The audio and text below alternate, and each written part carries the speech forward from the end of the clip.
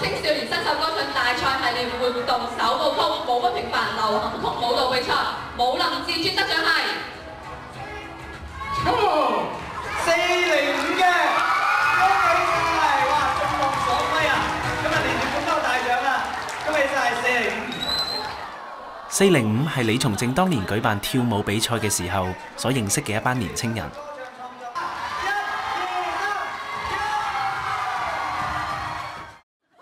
而佢哋嘅積極參與，加上李松正嘅支持，喺2004年成功舉辦咗821舞動率先 show。今晚喺台上面參與演出嘅年青人接近60人，平均年齡21歲，而整個活動由策劃、組織以及製作，絕大部分係由今晚嘅演出者親自參與工作。最後就係要多謝在場1500名嘅觀眾，多謝你哋俾我嘅動力，俾我哋嘅動力。我哋一班嘅 dancer， 冇咗你哋支持，我哋真係行唔到今日。冇摁啊，係！再摁個台就冧㗎啦！好耐都冇翻過嚟呢度啦，咁其實呢度無論人啊地方其實都變咗好多嘅。呢度咧以前入邊就好少人跳舞㗎，咁可能人越嚟越多啦。Kelvin 係405成員之一，連出邊都唔夠用啊！做咗2屆821嘅籌委主任，真係好似係個屋企咁樣。我哋平時都喺405解散之後，佢係唯一一個繼續堅持跳舞嘅人。咁呢度曾經都有6、7年啦，我自己嚟跳6、7年啦，都好多好開心啊，或者唔開心、成功唔成功嘅嘢喺度發生過。嚟親呢度都會有一種想跳舞嘅衝動。而 Kelvin 同好多跳舞嘅年青人一樣，因為生活同前途嘅問題，再唔可以全心全意咁去跳舞。到咗最後 ，Kelvin 選擇咗加入博彩業。曾經有一段時間咧，我將自己個興趣擺咗喺工作度嘅。咁但係考慮翻現時嗰個社會狀況啦，始終真係揾唔到食，揾工難啊。買樓又貴喎，即係自己個年齡已經唔細啦，20幾歲啦，係咪真係要為將來諗下咧？將來屋企人邊個養啊？要我養嘅喎，係咪？縱使俾我跳多10年都好，咁我唔通劈低呢啲嘢？冇可能啊！始終要攞個平衡。喺聖公會做外展社工嘅阿力，佢嘅工作係幫助街頭流連失學待業嘅雙失青年。而阿力嘅第一份工作就係服務呢一班中意跳舞嘅年青人。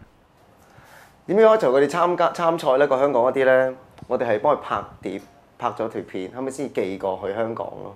咁就唔使成班一齊走過去香港咯。咁所以嗰度慳咗啲嘅。成班追住埋嚟睇嘅，我記得呢次係一個記者過嚟訪問嘅，一睇嘅時候咧，成班舞都唔跳噶啦，走埋嚟咧話呢個點啊，咁樣論述就會話俾記者聽，其實以前咧呢個人係點嘅，而家呢個人咧變成點啦，佢又冇讀書變到有讀書啊，而家幾乖啊咁樣。阿力喺接觸呢一班年青人嘅過程入面，漸漸咁了解到佢哋嘅需要。跳舞可以幫年青人揾翻自己。有時有一啲可能係喺啲喺學校裏面邊緣嘅啲細路仔可能喺學校裏面其實冇乜認同感，讀書一嚟差，紀律又唔係叫好嗰啲，咁因為平時屋企都唔係點教噶嘛啲紀律，咁嘅時候咧好容易就會係變咗係學校遺棄咗嘅呢一班。其實佢哋好對於自己個價值咧都係覺得好，我做人都冇乜用㗎啦，不如吃喝玩樂玩就算啦。咁但係有時候吃喝玩樂玩得耐都悶㗎。咁我覺得跳舞呢一樣嘢係可以幫佢重新揾翻自己。呢啲全部都係佢哋嘅報導啦，其實都幾多㗎喎。即係嗰時好搞笑嘅，香港嗰邊啲人咧覺得喂，無啦啦點解個社工會幫佢哋報名嘅？佢認為喺澳門跳舞極其量只可以當做興趣。咁佢又點睇呢一班堅持住跳舞嘅年青人呢？跳舞係咪要堅持咧？我覺得我唔係好強調，其實一定要堅持跳舞嘅。咁你需要嘅另一樣嘢，其實你要選擇自己嘅工作啦，或者家庭啊。其實我都見到而家年青人咧，或者我所接觸嘅係有呢一類嘅細路仔喺度嘅，係有，即係佢哋開始識得即係搞 function 啊，然後去建立自己嗰個網絡啊，然後去開始淨係接 job 咁樣去做。但係始終澳門一樣嘢冇娛樂圈，冇娛樂圈其實咧唔係咁健全去幫你去發展呢一樣嘢嘅。咁就可能你真係要可以咁講，其實叫做由零開始咯嚇。咁你如果你真係好想去做到呢件事嘅，我相信你係比別人要辛苦咯。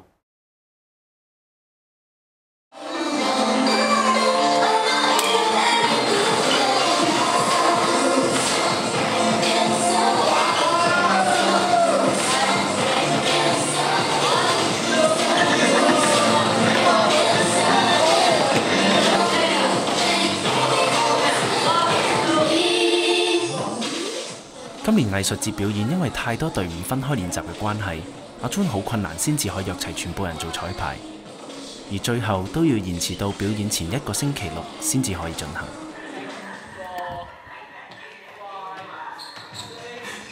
唔記得啦，唔記得㗎啦。平時積極練舞嘅阿 Jun，今晚顯得心事重重。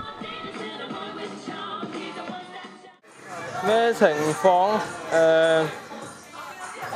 我覺得某個角度嚟講嘅話，都算一件好事嘅。最少我唔使 run 咁多呢啲嘢啊，成個劇情唔使我，應該話唔使我主力去叫啲人要依足個劇情點行。我已經真係冇氣再去做呢一件事啦。因為一個小朋友退出表演嘅關係，打亂咗阿 Jun 原本用主題故事嘅計劃。照聽住，照聽住。我會 show 先嘅，跟住到你 show。加上喺編舞都未完成嘅情況之下，阿 Jun 根本冇時間去構思過第二個故事。大家有高要求，我都有要求。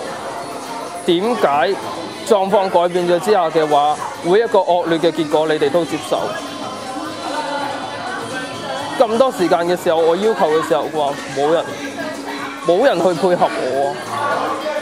而為咗加入故事，佢已經同隊友再三出現分歧。唔想再拗，我已經再冇一個人鬥20個人嗰啲氣去拗啦。我真係好辛苦啊！之前咁多時間，你哋有幾時會打個電話俾我 ？Respect。如果大家咁講求 respect 嘅話，我首先就已經唔會做會長。每個人總會有面對困難嘅時候，尤其是係要配合10幾人嘅團隊，就更加唔容易啦。我覺得起碼有個流程先，就唔係跳就跳走咁樣。阿 Jun 面對嘅已經唔再係純粹跳舞上面出現嘅問題。咁樣咯，所以其實都唔使咁傷心啦。經過一番討論，最後都決定刪去所有故事情節，希望用更多嘅時間排練整個舞蹈。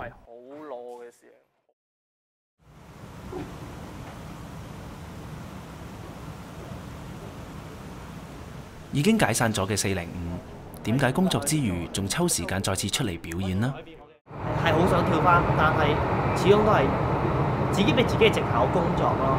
咁但係 Kevin 真係好熱心咯，叫我哋出嚟跳多次，咁聚翻再練啦，嗰種感覺真係好唔同。我哋唔會喺台上嘅，咁所以大家有定心理準備，就同大家嘅 partner 講翻呢件事。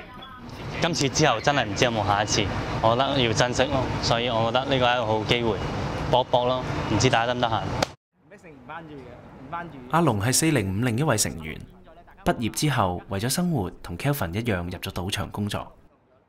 工作好苦悶，但係你亦都可以抽翻時間出嚟跳舞，但係呢種感覺唔同咗，揾唔到自己，即係揾唔翻自己。跳舞嗰陣時你可以感覺到自己有個存在嘅價值，同埋好似阿威話齋啦，喺舞台上有一個叫做主角嘅感覺咯。但係而家工作冇乜話主唔主角咯。譬如你而家翻緊工，唔通你請假去跳舞咩？你會識得諗，如果我請假去跳舞，咁跟住佢炒咗我，咁我點啊？係咪先？咁好大鑊噶嘛。咁你就會選擇咗，不如翻工啦，唔好跳。